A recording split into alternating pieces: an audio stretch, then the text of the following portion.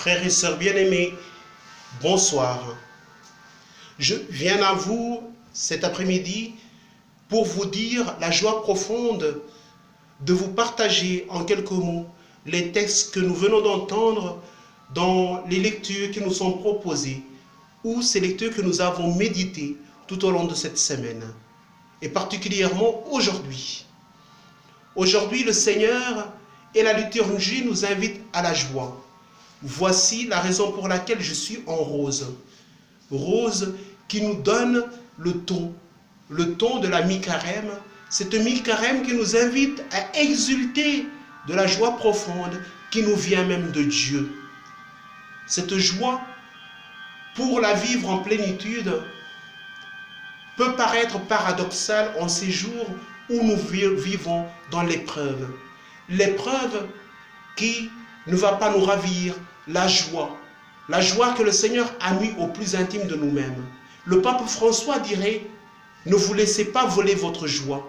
J'aimerais le reprendre et dire avec vous, nous ne nous laisserons pas voler notre joie, car nous savons que notre joie, bien loin d'être éphémère, est ancrée en Dieu lui-même, fondée dans le Christ. Les textes de ce jour nous le révèlent d'une manière extraordinaire, où le Seigneur nous invite à être des hommes et des femmes qui veulent vivre de cet amour infini de Dieu qui est déposé dans nos cœurs. Cet amour infini pour pouvoir à notre tour regarder et voir à la manière de Dieu. Comme le prophète nous le dit dans la première lecture, pouvoir regarder le cœur, voir à la manière de Dieu. Cela nous est possible si nous nous laissons aimer par Dieu.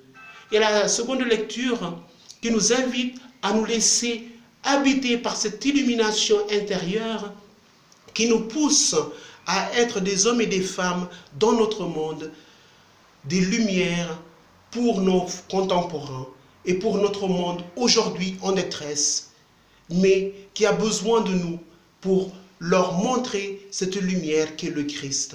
Ce temps de carême de cette année est assez particulier et nous pouvons nous en réjouir, non pas de la maladie, mais de l'invitation que nous fait aujourd'hui le Seigneur. Aller avec lui au désert, seul avec le seul, dans l'Église, en Église, pour mieux vivre ce temps privilégié.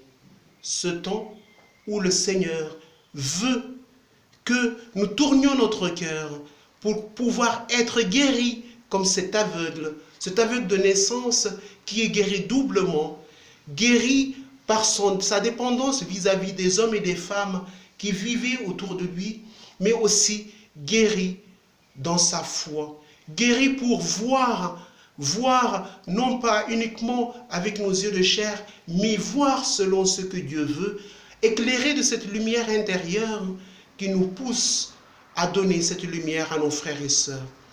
Frères et sœurs bien-aimés, je vous souhaite un très bon dimanche de l'Étaré, dimanche de la joie. Je viens juste à ce moment de finir de célébrer l'Eucharistie en union avec vous, de tout cœur avec vous, loin des yeux, mais tout proche du cœur, non pas du cœur faible et humain de Pierre Matthieu, mais du cœur de Dieu qui est venu se donner à nous. Je vous souhaite un bon et saint dimanche et je nous invite ensemble à nous tourner vers Notre-Dame de Provence et à lui dire « Notre-Dame de Provence, intercédez pour nous auprès de votre Fils ». Merci et à très bientôt, mes frères et sœurs en Christ.